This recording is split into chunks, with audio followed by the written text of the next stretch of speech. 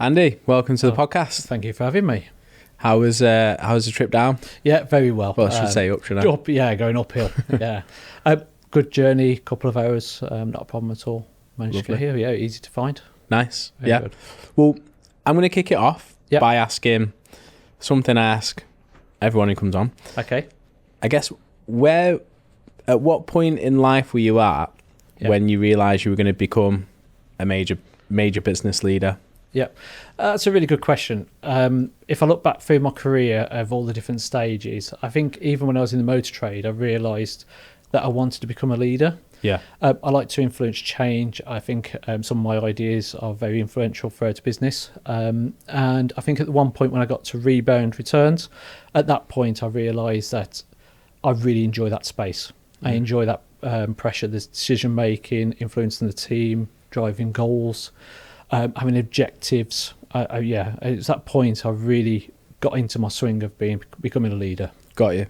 And was it rebound? Was that the step into leadership, or were you already a leader and then jumping into? Yeah, no, it's a previous managing position. I went into management, but into rebound, into the returns world, and that's parcel space. Got you. And to give us a little bit of an insight then, so just take us way back to, I guess when you first got into the industry. Yeah. And then, of course, to where you are now. Yeah, of course. If you wouldn't mind. So just before my returns industry, I was in the supply chain world. Yeah. And it was safes. So manufacturing safes, security gates, vaults. Yeah. And I was in the supply chain. And I really got an understanding of supply chain. I enjoyed shipping containers, making sure the delivery to the customer's address was done on time. And I really enjoyed supply chain as a whole. At that point, I enjoyed it so much, I actually wanted to get into the parcel world. This was more container shipments to DCs, bulk deliveries to stores. And I thought, actually, I was fascinated by the deliveries to consumers and also the return journey. And luckily, Rebound was in my area. They had a position, and I applied for the position. And what was the role? Initially, it was carrier management. So I took quite a big step down, but I wanted to change my career. So I took that as an opportunity to re-diversify into a new segment. Yeah. To understand. It's interesting because I've seen it a lot of times if we're engaged on a project. Yeah. Carriers won't necessarily take anyone from outside of, right. parcel carrier. Yeah. But I'm always, I see it from your Gymsharks, your big brands where they've got a team of carrier managers, but doing it on the, managing things on the flip side. Yeah. And I've always sort of wrapped my brains like, how come you don't see carrier managers from that space jump into, more jump into that space? But sometimes I think we see it the reverse, don't we? Yeah, I think I seen a great post earlier. It was about a generalist or a specialist. Yeah. And what do you employ within your business? A lot of people go for the specialist because they need that knowledge. They may be lacking knowledge. Someone's retired within their department. Yes. But actually, I prefer to go for the person first. I can teach anybody the knowledge of the industry, but it's depending where you are within your development of a business. Got you. You may have the luxury of being able to invest into somebody. And I think usually the person first, role second. Yeah. And I think a lot of people make the decision of going, I need the experience now to help me push the team. Yeah. But if you take away from that, if the person's right, you can teach anybody anything within an industry. And actually being in the returns space, there's not many people that specialise in returns. Yeah. So to hunt for somebody who's in the return space, you could be waiting years. It's a narrow pool, isn't it? It is. Yeah. No, it's interesting. As long as you have that knowledge and you're the specialist, you can teach people to come into the space. And that's what you see in the carrier industry. A lot of industries want from other carriers because they want to gain inside knowledge, they want their customer base, and they want to hit the ground running that day. And we digressed a little bit because you were talking about getting into carrier management when you joined Rebound. Where did you go from there?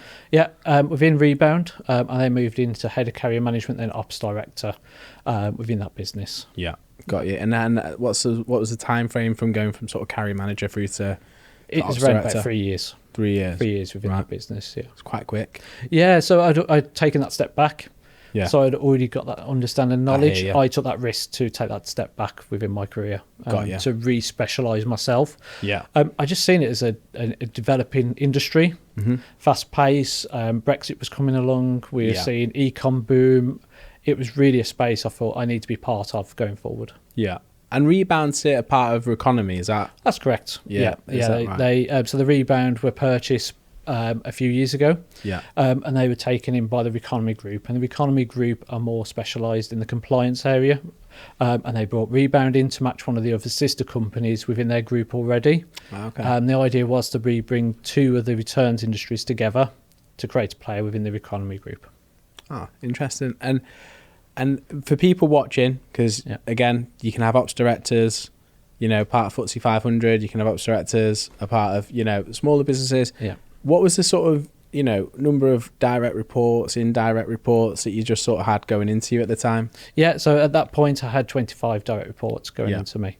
I tried to departmentalise those into more senior leaders, but it went from customer support, for account management, and through operations and hub and carrier managers as well. Got ya. No, interesting. And then through to where you are now. Yeah. So what's Andy Meeson up to at the minute? So I moved away from Rebounding to Pro Carrier. Yeah. So Pro Carrier, I started fresh. They had no return offering, so I built them a returns product from scratch. Yes. Global return products from A to B. In December, I moved into Reveni. Yeah. So Reveni now are in the new space, more of fintech, and in the post-purchase experience. And I'm bringing my knowledge of returns to that business to grow their logistics offering across the world. That's interesting. Yeah. Because I guess for people watching, Reveni is their value prop. Like, what is it specifically you guys do? Yeah, so it can be AI. So we have an AI agent on the front end, which can help you try on clothes. So you upload an image of yourself, and you can say, find me a T-shirt for an evening. And it will find you the correct T-shirts. You can then start a return from there, check where is my order, so a Wizmo. Yeah. Through to checkout. So in checkout, we have duties and tax calculators. Yeah. We can help with shipping options, logistics on shipping. We then help on returns. And this is where the fintech part really comes into play. Yeah. So as a fintech, we can offer instant exchanges and instant refunds, which means within 6 seconds, you can have the money back in your bank for a return without even dropping off the item. Oh, wow. And that's really is a game changer that we're seeing within the return space. And then David Beckham, be honest. Yeah. Have you used, when you talk about AI, try a T-shirt on? Have you used it personally? Internally. So everyone has to nominate themselves to be a person within our AI bot. Very cool. And we see how it fits, how it orders, and then what it's suggesting your size of T-shirt to order, right, through to an order arriving, and we see if it fits and how accurate that is. But it's very, very clever. Yeah, how it works. I need to try it. I've not quite got to that stage yet in terms of buying clothes, but I think it helps. I think if you can type in I'm going to an evening out with friends, I'm going to the pub, I need a general outfit, a smart casual, it will look for selections and find you particular items for yourself. And I guess because it's probably at early adoption stage, would you say? Yeah, correct. It's quite a new thing that's coming along. There's not many people offering this as a solution. And it's about adoption. Yeah. It's about convincing the consumer to try it, to test it, see how it works. Yeah. We don't all like to be told what to do or suggestions, but also if you're really busy in your day-to-day and you quickly want to ask it a question, it's an easy way to get some suggestions. And I guess the big fear, I can only imagine, the big fear is you use it and then the sizing isn't right, or how, because it is a different way of buying. Correct. Retail. What's been the returns rate to buying in that particular way? Yeah, a lot of the consumers who are using it are familiar with the product, right, and familiar with the sizing of that particular brand. Got you. But where we help, and it's called bracketing. So bracketing is when you order several sizes. Okay. Because you're not too sure of the fit. Yes. And you want to return one. But how we remove that for the retailer to control bracketing is we offer instant exchanges. Right. So what an instant exchange does is when you go through the returns process, or even at the start on the point of sale, we will say, do you know this is supported by Reveni? Yeah. Order the size that you believe fits. And if not, we'll reship you the one if it doesn't. So what will happen is on your return journey, it will be an option for you, and you can then exchange. Reveni take the risk, and we resend you an order without you even sending back the one you have already. Okay. So we're taking that pressure off the retailers to stop Yeah. bracketing, and that's how we're supporting the consumer Yeah. to know that that will be reshipped instantly. You don't have to send your one back. You don't Yeah. have to wait for a failed return. You don't have to wait for the warehouse to say you've got no stock left. We're placing that order that day to make sure there's stock coming out to you. Ultimate convenience, Sam. Yeah. It is, and it stops that multiple. I'm ordering 4 sizes because I'm not sure. Yeah, we've all been there. I think, yeah. I know loads of people that do that still. It's and it's the whole having to take it back to, the shop, Correct. or the return station or locker to then wait for the next one to then arrive, I guess. That's right. It's building loyalty with a brand as well. Bit of Yeah. trust that if it doesn't fit, we'll sort it for you. Yeah. Instead of you having to send it back, chase where is my return, a lost order, chasing CS for a reply. We're Yeah. taking all that pressure away. We're allowing you to order in confidence. And if there's an issue, we'll resend you the next size, Right. and gives you that convenience to drop off at your leisure then. Yeah. But Interesting. yeah. Interesting. And do you see this as as an extension to retailers and brands as a delivery return solution entirely, or are you more in partnership with these rebound zigzags that facilitate the tech side of what they're doing? Yeah, we take control of the post-purchase experience. Right. So it'd be our tech, we can use our logistics, or you can use your own logistics. Got you. So if you're currently using another provider and you Yeah. need to use our logistics, there's no problem in plugging in the logistics to our software. Yeah. So we can sit as a complete SaaS product on the front end, or we can also offer support on the returns and the logistics. You'd be surprised how many retailers don't understand returns. It's not something you see within retailers. You may when you get to enterprise size businesses, Yeah. but at the mid-market, they have nobody internally. It's usually left up to the customer support team. It can be left up to the carrier manager. It can be left up to the digital experience manager. And unfortunately, they do not go into business to manage returns. They go into sell. Yeah. And that's why we offer that support and take away that pressure. And what would you say, like, has there been any challenges with Reveni? Has there, taking it to market? Has there been any, like, retailers push back on it, or? No, any it's brands? a really high adopted product. Yeah. It really takes away all the noise and reduces your CS. If you imagine your consumer and the money is in your bank within 6 to 12 seconds, Yeah. what do you have to complain about? Yeah. You can drop the parcel off the next day when you go into your parcel locker or to your parcel shop. As long as the parcel's dropped off and it's the correct items, you will not see any issues then as a consumer. The next time is you can respend with that money. Yeah. You can take it out on that night out to go and respend. You don't have to wait 14 days for a return Got you. for the warehousing. And is it international proof? It is. So we offer at the moment UK and Europe. Right. And that's part of our go-to-market strategy, which countries do we launch into next. Yeah. We have customers all around the world using the product. Yeah. Mainly in the UK and Spain Europe for instant exchanges and instant refunds because of the bank offering. In the United States, they don't have an instant bank transfer option, but we have other ways of getting around that. It's interesting. There's a very heavy finance almost product to the Correct. the whole thing, isn't it? Yeah, we're taking the full risk Yeah. away from the retailer, so we take that burden. Yeah. But we're fintech, and the owners of the business and the creators of the business understand the buy now, pay later program, Yeah. and also how we manage risk within internally. Got you. So we go through several stages to make sure when you're on our portal, you're available for an instant exchange or an instant refund. And if you're not, we just hide that option and offer the normal return option for you. Got you. 90% of people are allowed. So that's a really high number of your customers that will be offered that option. And there's a few and a very small number of people within that 90% who try and generate fraud, but that we combat that internally. Yeah. I was going to say, like, is there much on the fraud side of things, or? No, because we go through those tests, Yeah. And we make sure that customer is who they say they are. Yeah. We don't see fraud within the business. Interesting.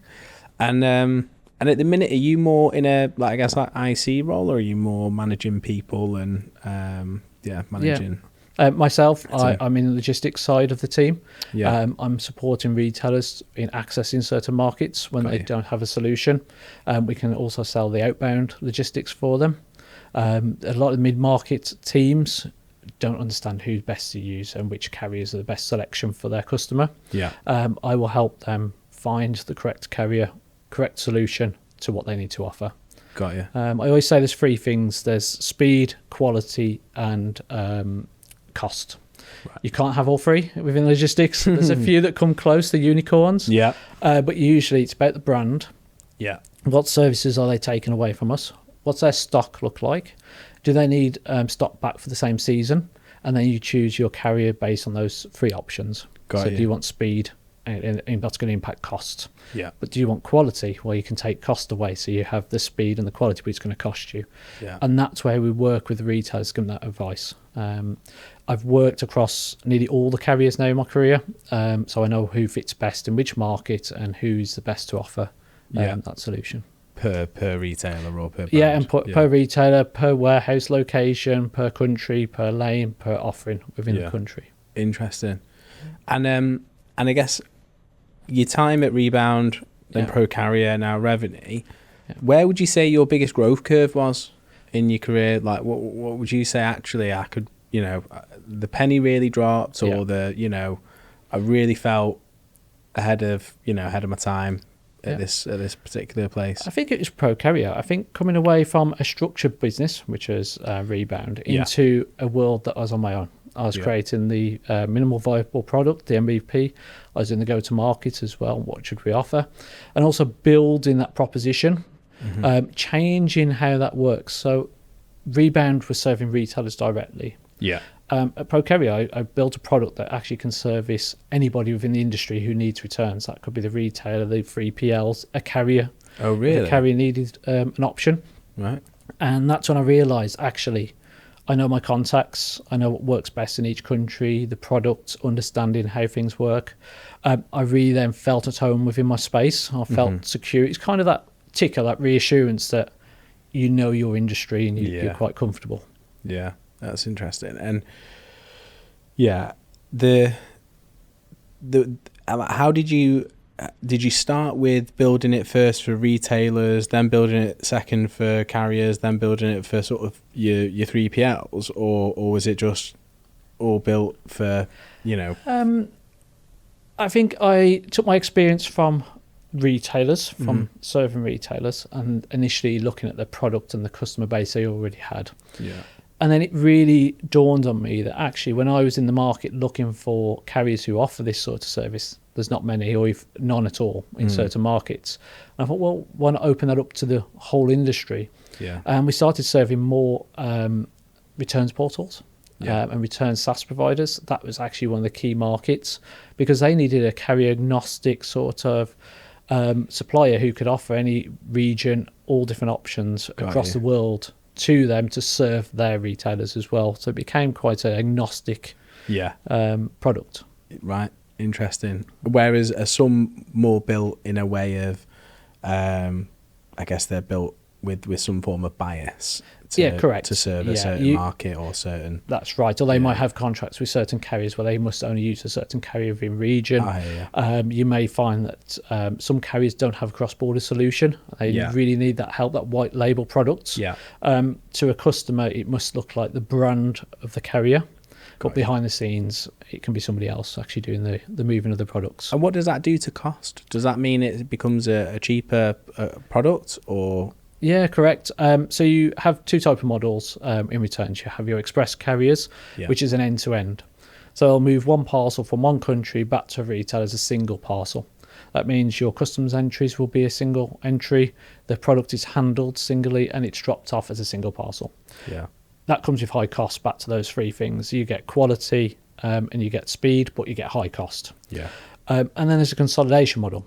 And this is where you break the journey down. You have a domestic product, which is, let's say, a postal carrier within country, who has the locations and the lockers that you need to drop off to.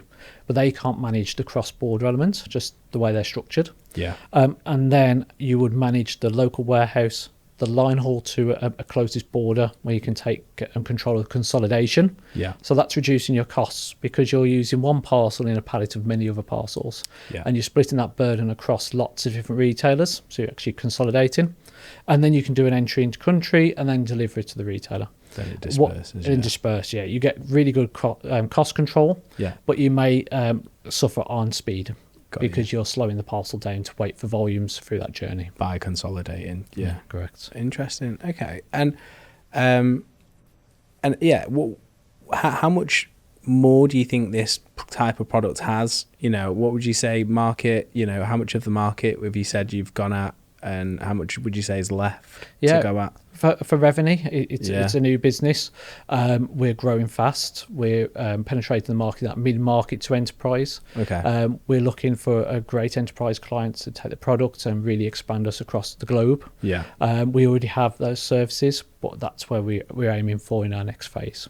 Is there risk of this technology or product being created by, you know, brands themselves or by carriers themselves, or? No, it's usually because of the space we're in and be understanding that buy now, pay later. Yeah. There are not many companies who understand that. Yeah. The software required and also the logistics are required to offer that full suite of services to a retailer. Right. It's not just a bolt-on product, it's an overall wrapped-up product I hear you. for those retailers.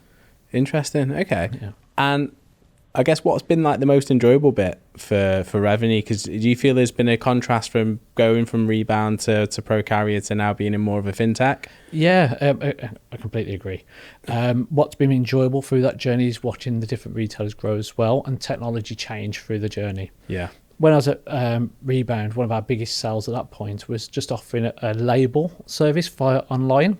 Yeah. If we rewind 8 years ago, the big sell was offer free returns, offer a portal, offer a platform to get a label. It was all label in box, self-post. It just didn't work for a consumer in a wider scale. I know if we come forward to offering instant refunds and something that's changed in the market, it's been happening on the outbound model for a very long time, the Klarna of the world, the ClearPay. Yeah.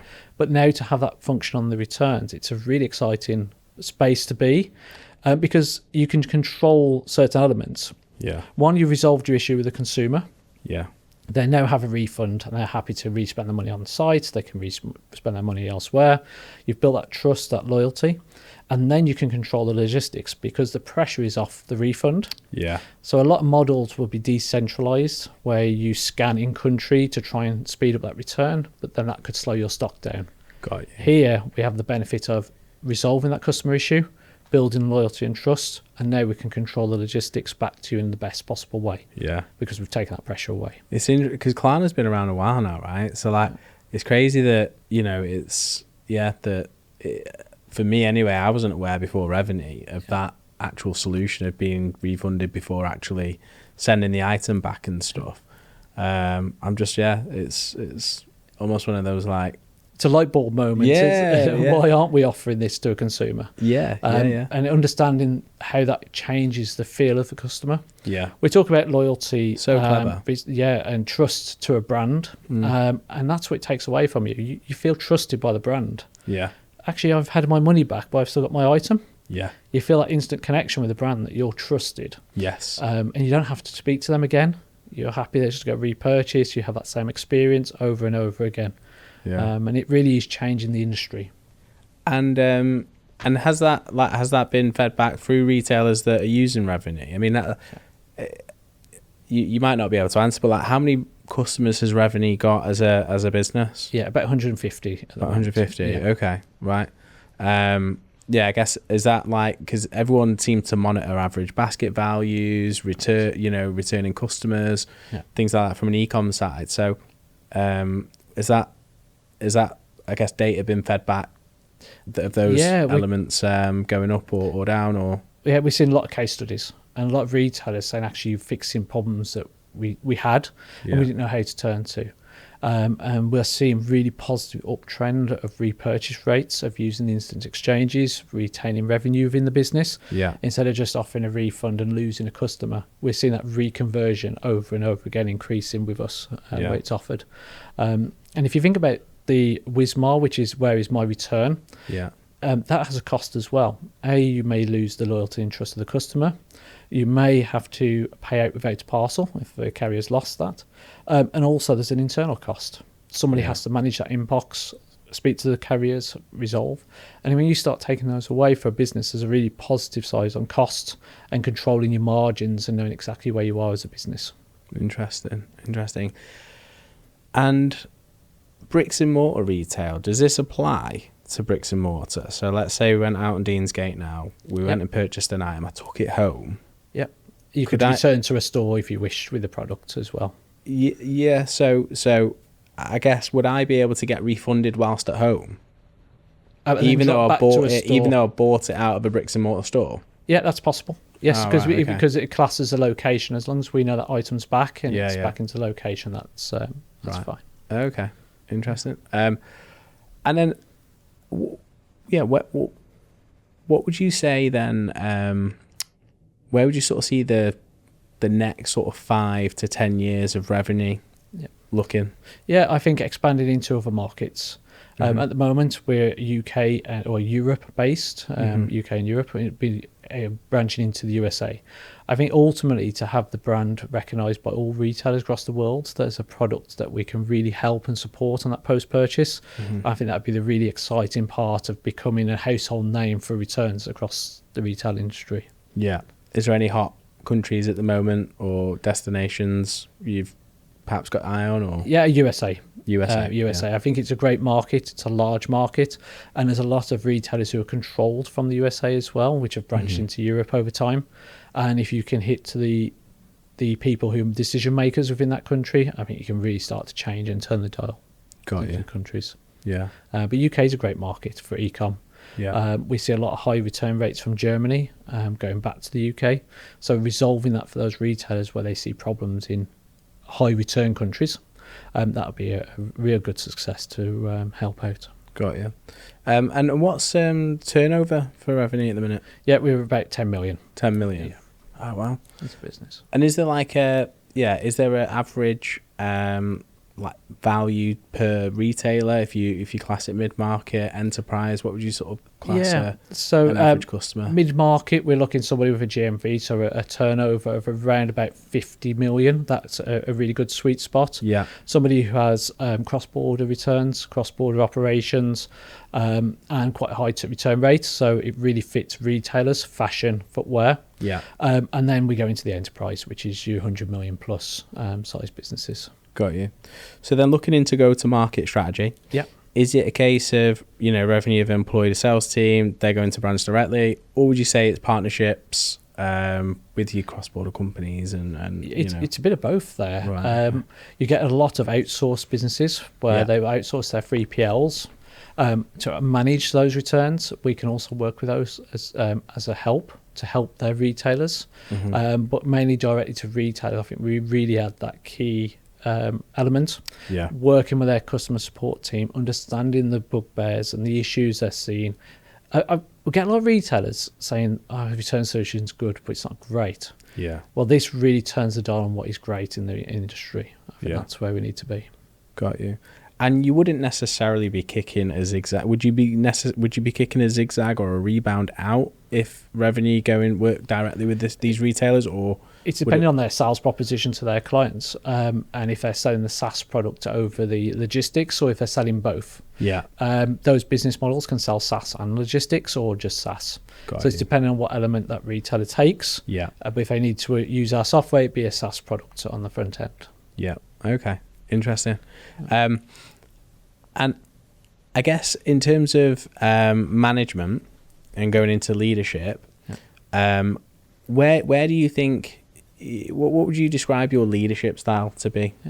I like to be a leader. I like people to follow. I like to understand. It's just a personality trait I have, that I have to understand everything I do to the minute detail. Yeah. And I would never outsource a job to somebody who that I don't understand myself. Yeah. And one of the things that's really got me in this industry and the returns is understanding every single element.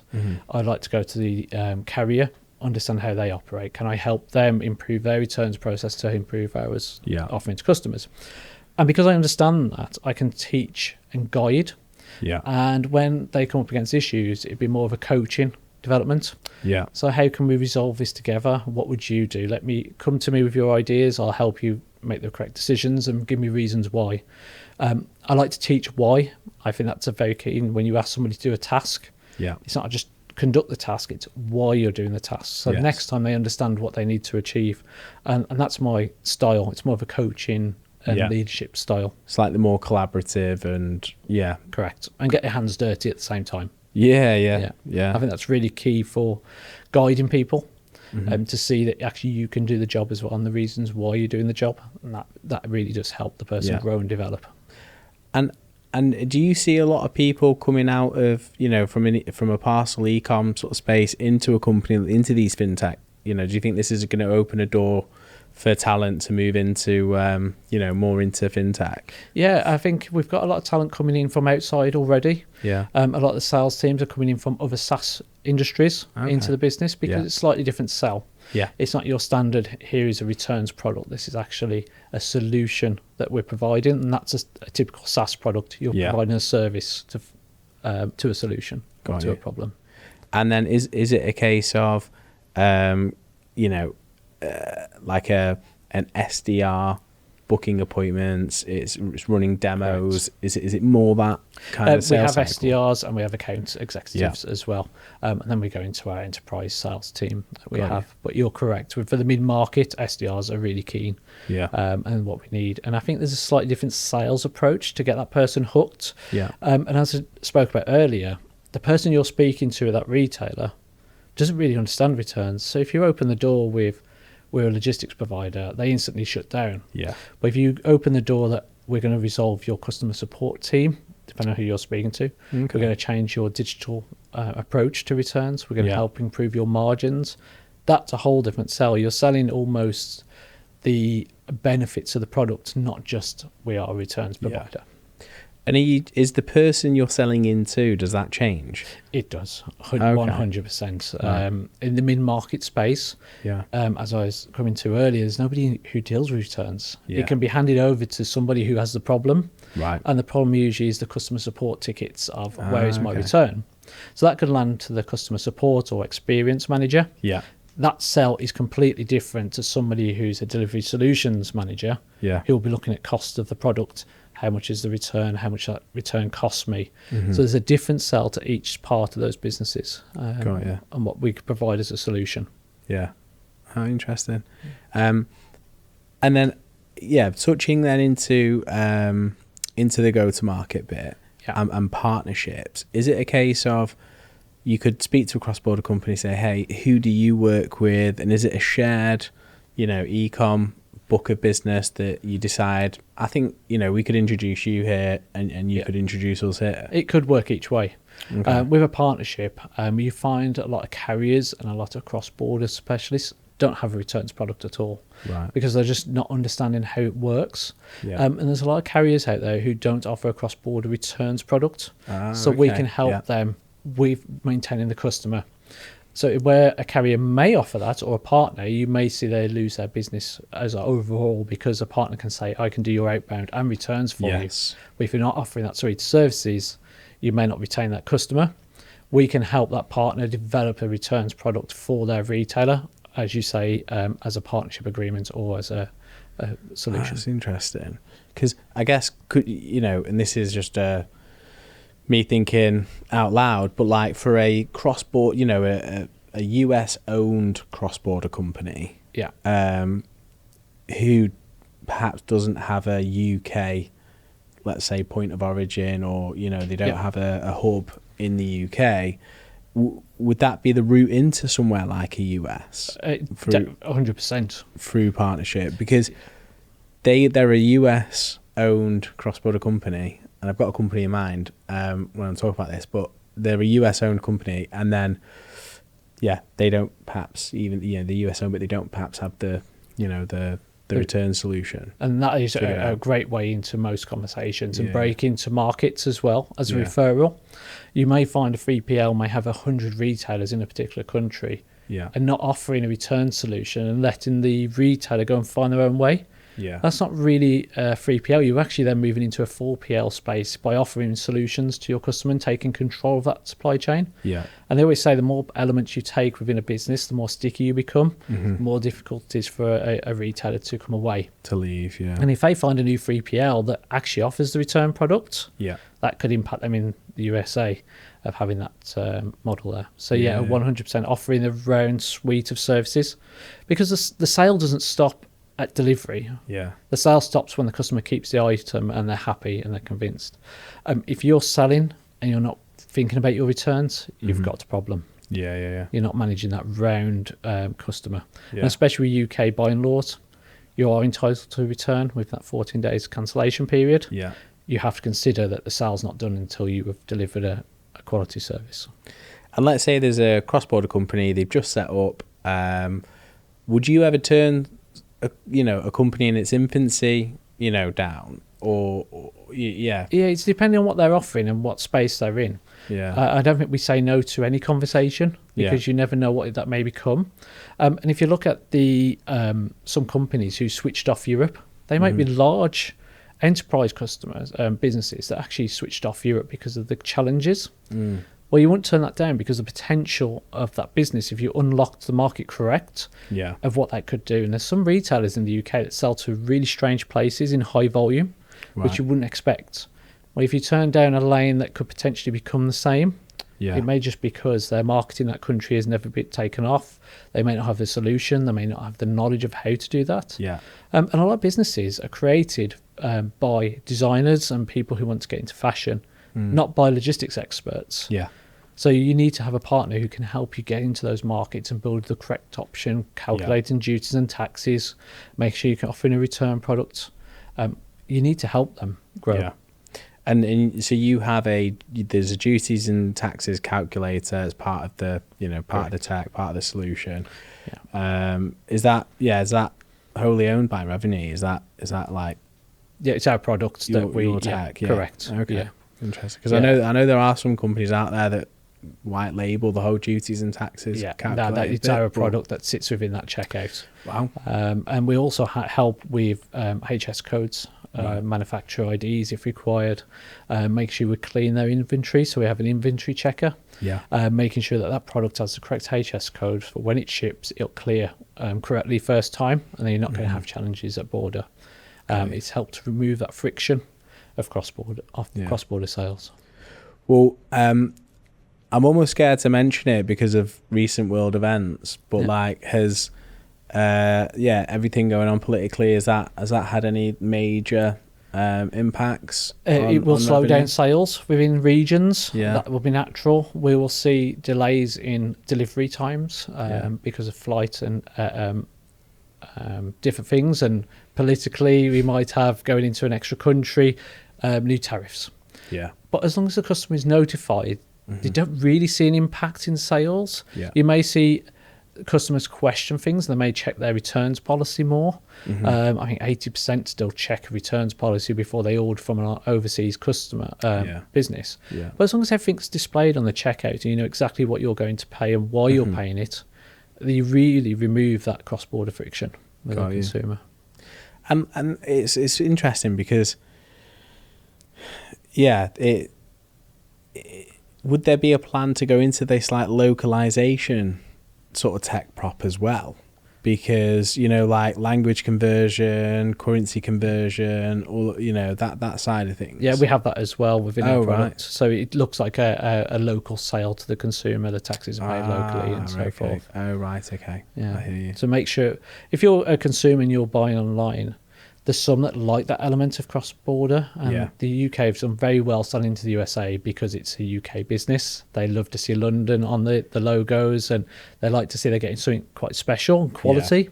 And then you get some that actually only trust local brands. Yeah. So it's around about how do you want to sell and what's your proposition to market. Yeah. And it's working with that retailer to find the best solution and how you deliver that product to that consumer. Got you. Okay. I guess if you had any what was the difficulty of in the time at Pro Carrier for building a really robust agnostic return solution? What would you say, like, for people watching, really, it's, what could someone take away from getting, understanding maybe some of the hurdles or some of the challenges that you had building a really robust return solution? Yeah, and I think that's to explain the cross-border element and the consolidation service that you offer, and why you need it sometimes. So if you imagine a local carrier, a local carrier built their volumes on outbound. Right. They perfect the collection from the warehouse to the delivery to the consumer. So you imagine a funnel. You're starting with a lot of parcels going down to one parcel to the consumer.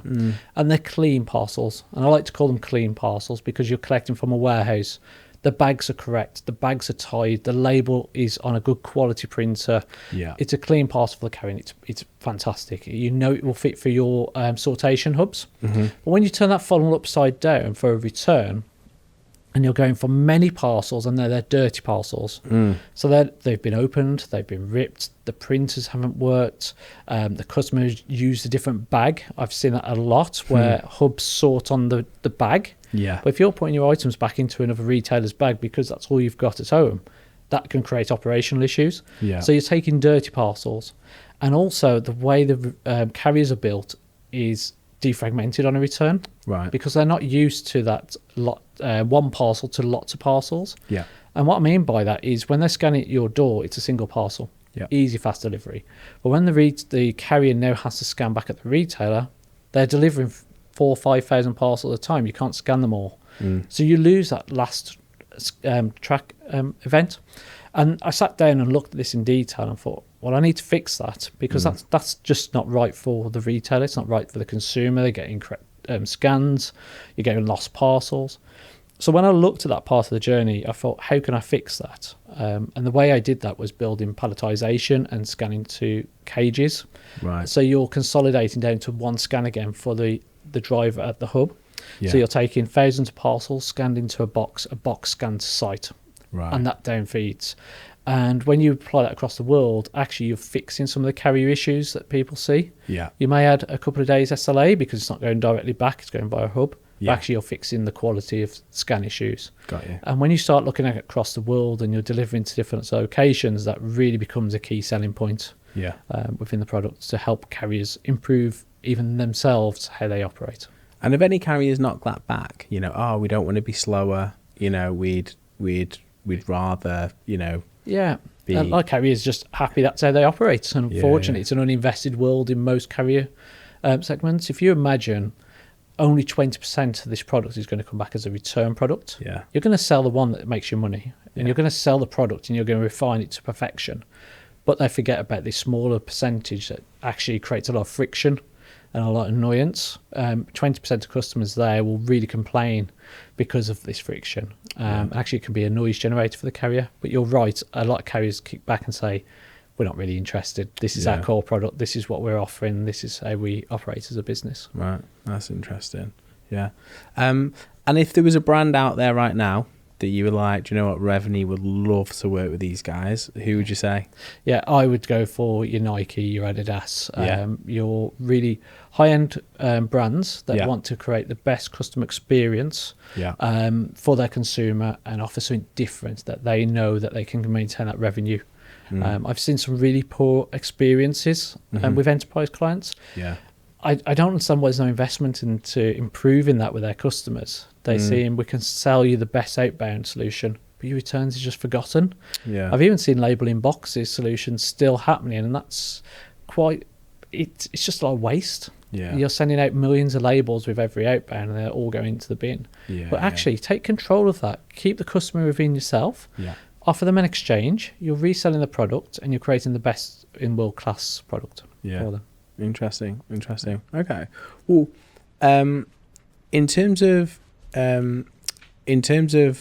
your role now, and in the operational side of the business,